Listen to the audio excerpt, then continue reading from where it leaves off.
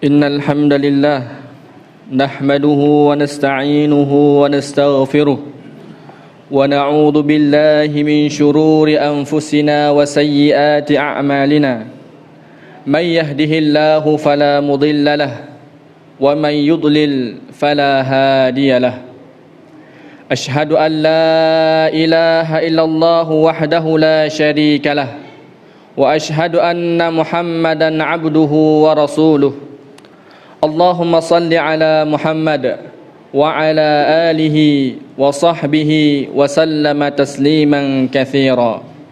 Ma'asyiral muslimin sidang jamaah Jumat yang dimuliakan oleh Allah Subhanahu wa taala. Melalui mimbar ini khatib mewasiatkan kepada diri khatib sendiri dan juga kepada para hadirin sekalian untuk senantiasa meningkatkan nilai-nilai keimanan dan ketakwaan kita kepada Allah Azza wa Jalla, di mana Allah Subhanahu wa taala berfirman dalam Al-Qur'an, A'udzu billahi minasyaitonir rajim. Ya ayyuhalladzina amanu taqullaha haqqa tuqatih wa la tamutunna illa wa antum muslimun. Wa qala nabiyyuna sallallahu alaihi wasallam, la yu'minu ahadukum hatta yakuna hawahu tabi'an lima ji'tu bihi. Sidang jamaah Jumat yang dimuliakan oleh Allah Subhanahu wa taala. Pada kesempatan yang berbahagia ini, marilah kita mengawalinya dengan memuji Allah Subhanahu wa taala. Kita senantiasa bersyukur kepadanya atas semua limpahan nikmat dan karunia Allah. Selanjutnya kita memanjatkan salawat dan salam kepada uswah hasanah kita Nabi Muhammad sallallahu alaihi wasallam. Kemudian salawat juga semoga tersampaikan kepada sahabatnya, kepada keluarganya dan orang-orang yang senantiasa mencintai beliau hingga akhir zaman. Kaum muslimin yang dimuliakan oleh Allah Subhanahu wa taala. Pada kesempatan Jumat kali ini kita akan coba mengenal, memahami dan mengambil intisari pelajaran dari sabda Rasulullah sallallahu alaihi wasallam yang diriwayatkan oleh sahabat Abdullah bin Amr bin As, di mana Rasulullah sallallahu alaihi wasallam bersabda, la yu'minu ahadukum hatta yakuna hawahu tabi'an lima ji'tu bih. Sesungguhnya tidaklah kalian dikatakan beriman hingga kalian, hawa nafsu kalian sesuai dengan apa yang diturunkan oleh Allah Subhanahu wa taala dan sesuai dengan apa yang dibawa oleh Rasulullah sallallahu alaihi wasallam. Meskipun para ulama hadis ketika mereka mengomentari berkenaan dengan hadis ini, kebanyakan dari mereka mengatakan bahwasanya hadis ini kedudukannya dhaif. Salah satunya ulama hadis yang terkenal adalah Syekh Albani mengatakan bahwasanya hadis ini dhaif. Dan Syekh Rajab Al-Hambali juga mengatakan hadis ini dhaif. Namun hadis ini didukung oleh ayat-ayat yang sangat banyak sekali yang maknanya sama dengan apa yang disampaikan oleh Rasulullah sallallahu alaihi wasallam.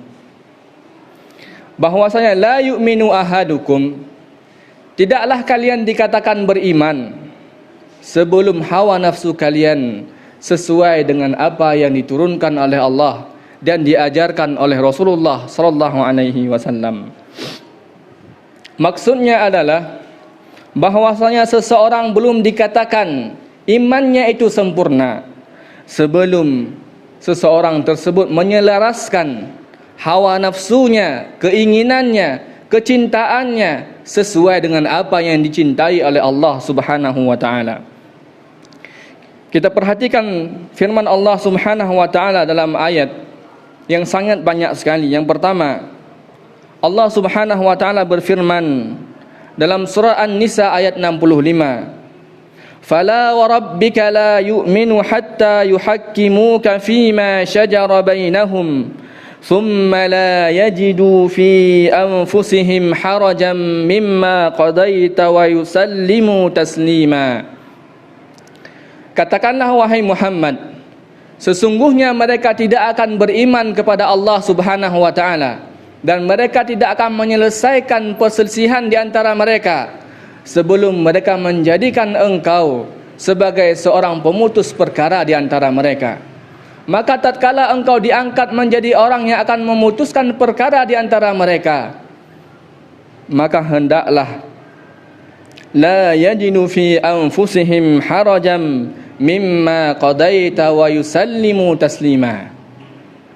Hendaklah tidak terbisit dalam dada mereka apa yang engkau putuskan dan apa yang engkau tetapkan, wahai Muhammad. Mereka merasa benci terhadap ketetapan tersebut.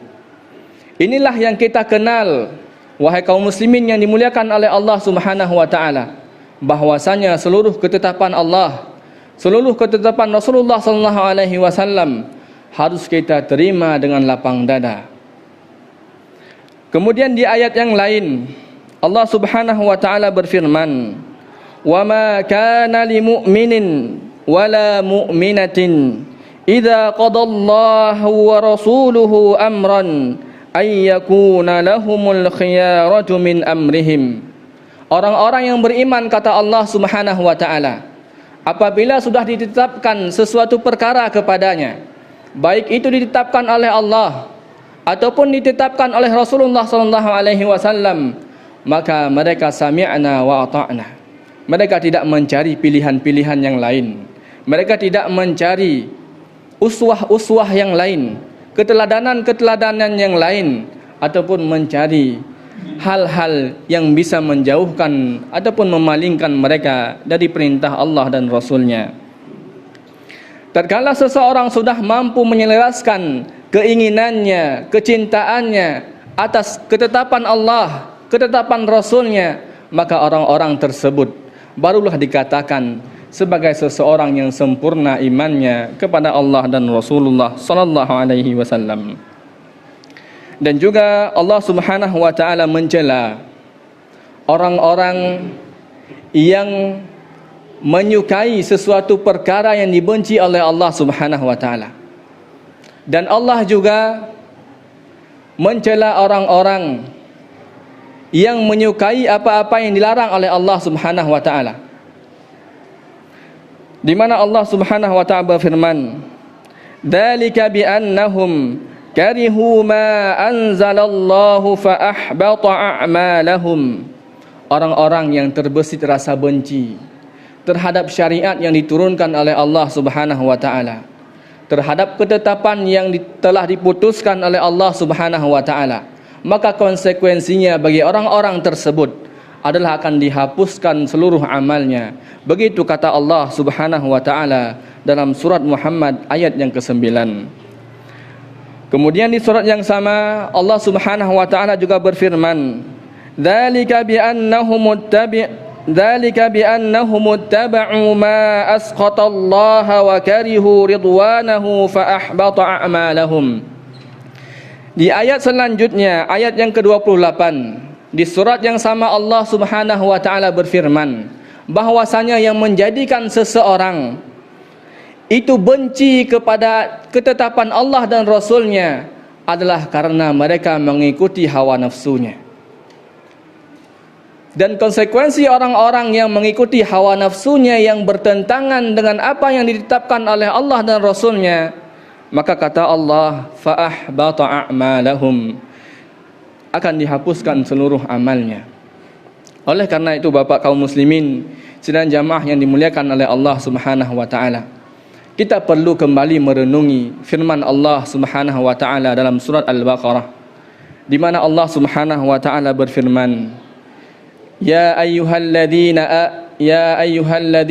amanu dukhulu fis silmi kaffah. Kita diperintahkan oleh Allah Subhanahu wa taala untuk kembali kepada ajaran Allah, kembali kepada ajaran Rasulullah sallallahu alaihi wasallam secara sempurna. Baik itu lisan kita, baik itu hati kita, baik itu amal perbuatan kita, dan juga hawa nafsu kita harus senantiasa kita selaraskan dengan apa yang telah ditetapkan oleh Allah Subhanahu wa taala dan Rasulnya dalam syariat Islam ini. Maka kewajiban seorang muslim ketika ia menepuk dadanya sebagai seseorang yang muslim, maka ia harus mencintai syariat Allah, ketetapan Allah Subhanahu wa taala kepadanya. Tidak menjadikan ia benci terhadap syariat yang telah ditetapkan oleh Allah meskipun sedikit pun. Karena ini konsekuensinya akan menghapuskan amal yang telah ia laksanakan selama hidupnya.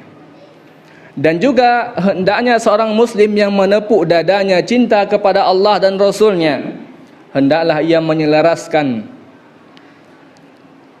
apa-apa yang terbesit dalam hawa nafsunya untuk senantiasa sama dengan apa yang telah dibawa oleh Allah dan Rasulnya.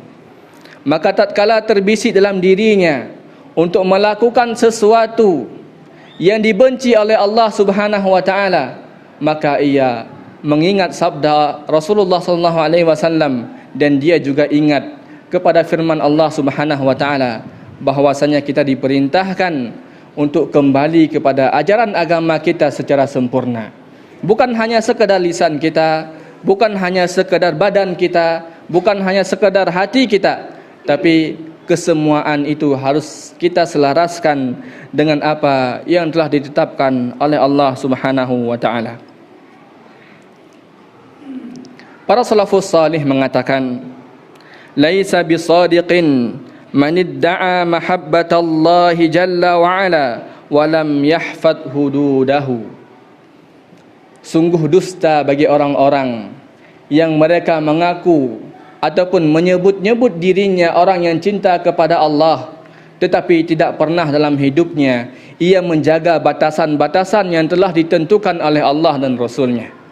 Artinya kaum muslimin yang dimuliakan oleh Allah Subhanahu wa taala, konsekuensi dari cinta kita kepada Allah Subhanahu wa taala tidak hanya sekedar kita memperhatikan apa-apa yang diperintahkan oleh Allah, tetapi kita juga diperintahkan untuk menjaga batasan ataupun larangan-larangan yang sudah digariskan oleh Allah Subhanahu wa taala. Orang-orang mukmin itu ketika diperintahkan oleh Allah, maka dia akan mengerjakannya sesuai kemampuannya. Akan tetapi ketika berbicara tentang apabila ketika kita berbicara berkenaan dengan larangan-larangan Allah, maka di sana tidak ada ketentuan dari Allah Subhanahu wa taala untuk kita meninggalkannya semampu kita. Tetapi pilihannya adalah ketika itu adalah sebuah larangan Allah Subhanahu wa taala, ketika itulah sebuah ketetapan dari Rasulullah sallallahu alaihi wasallam yang tidak boleh kita kerjakan, maka tidak ada pilihan bagi kita melainkan untuk meninggalkan perkara tersebut. Kaum muslimin yang dimuliakan oleh Allah Subhanahu wa taala, sesungguhnya yang menjadikan kita melakukan maksiat dalam kehidupan kita adalah dikarenakan karena kita mengikuti hawa nafsu kita. Bukankah terjadinya penindasan dikarenakan orang-orang mengikuti hawa nafsunya? Bukankah ketika kita melihat ketika adanya perpecahan itu juga dilandasi oleh seseorang yang mengikuti hawa nafsunya? Ketika kita melihat praktek-praktek kemungkaran yang lain, semua ini berawal dari mereka mengikuti hawa nafsu mereka. Ketika hawa nafsu itu harus kita selaraskan dengan apa yang ditentukan oleh Allah dan Rasulnya, barulah kita bisa menjadi seorang mukmin yang kafah, seorang mukmin yang sempurna imannya.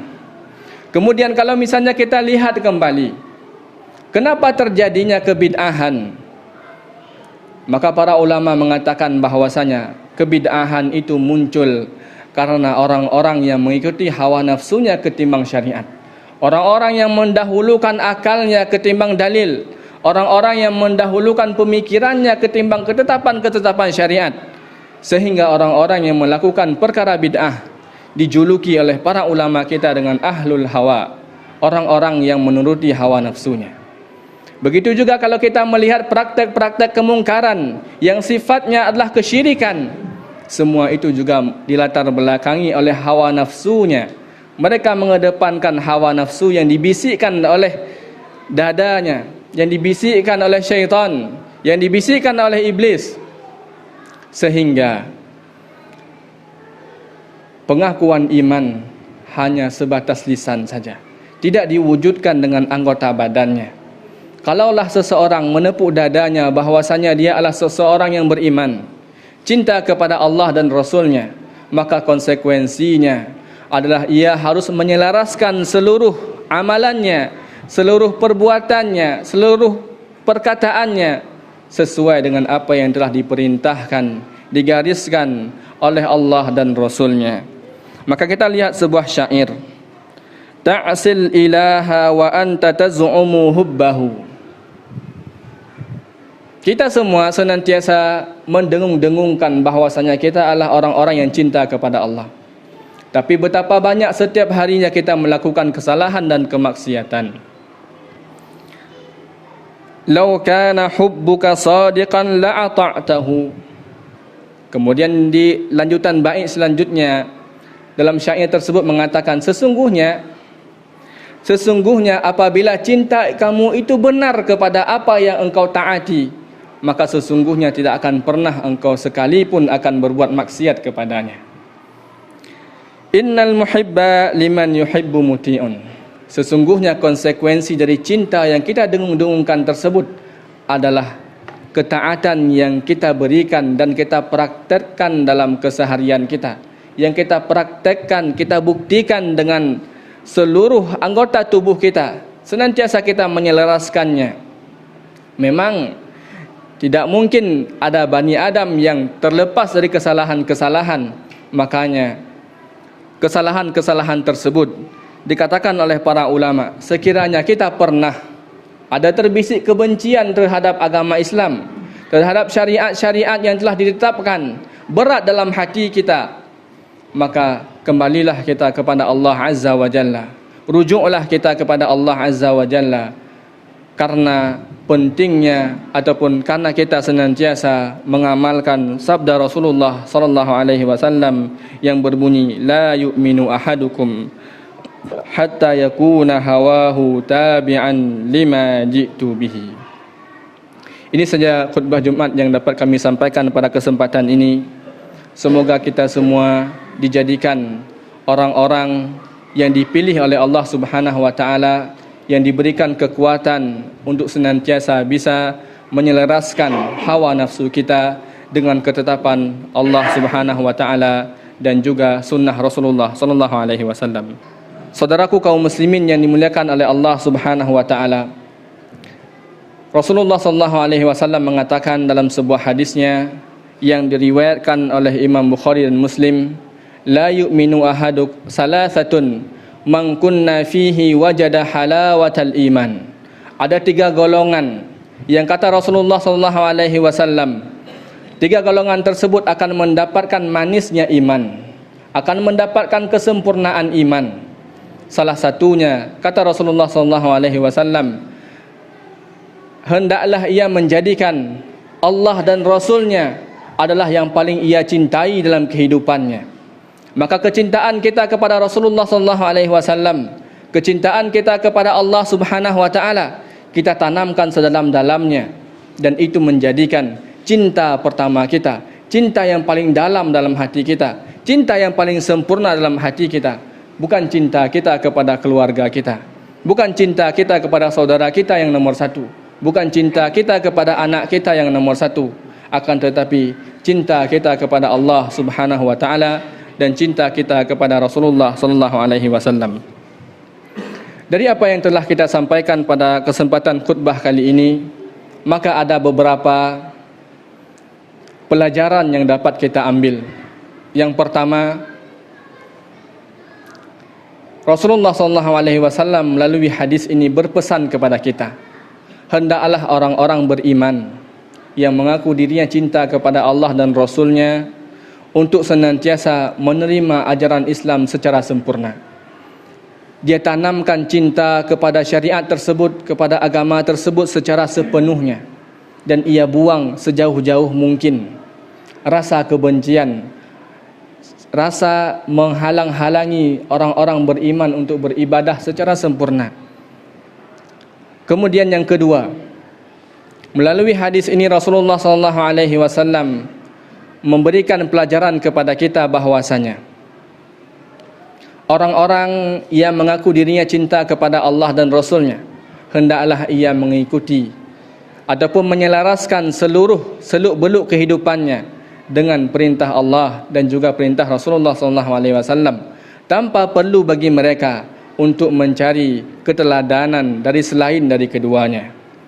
Kemudian pelajaran selanjutnya yang dapat kita ambil dari sabda Rasulullah SAW, bahwasanya kecintaan kepada Allah dan Rasulnya merupakan sebuah asas, pondasi dasar bagi keimanan kita, sebuah asas, sebuah pondasi dasar bagi orang-orang yang beriman, bahwasanya mereka harus senantiasa menyelaraskan hawa nafsu mereka sesuai dengan perintah Allah dan juga perintah Rasulullah SAW.